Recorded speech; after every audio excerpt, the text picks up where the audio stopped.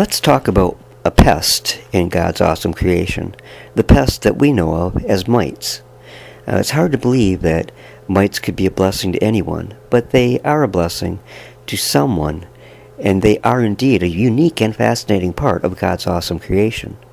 Mites are not insects, but members of the class Arachnidia, as are spiders, ticks, and scorpions. Like other members of this class, they have 4 pairs of legs rather than 3 as insects do, and they do not have antennae. But their bodies are not divided into 2 different regions as are spiders. Most mites are so small they can be seen only with the aid of a hand lens or a microscope. Some are long and slim, others are nearly globular and fat, like my wife, soon-to-be ex. Many kinds of mites live in the soil or in leaf mold, decaying wood, or other debris. Some feed on insects and other mites. Some eat fungi or are scavengers of an organic litter on or in the soil, and still others cause the formation of galls on leaves. Spider mites, or red spiders, are a group that spin a fine web over the leaves on which they feed. The damage done by these mites to crop and ornamental plants is often quite significant.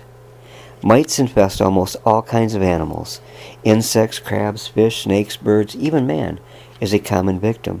Chiggers, for example. Chiggers cause itching welts on a man.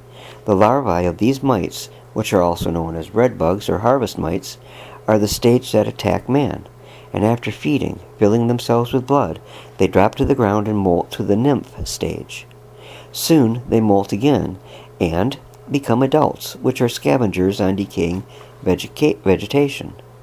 Other mites infest birds. Some stay on a bird all the time, while others feed on birds only at night.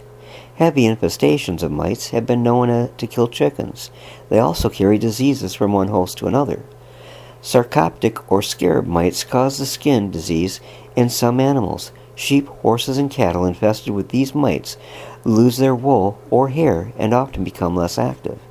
My cat Charlie and his little buddy Paul, I saw them recently shaking their heads and scratching at their ears, a sign of a mite infestation, which had to be taken care of.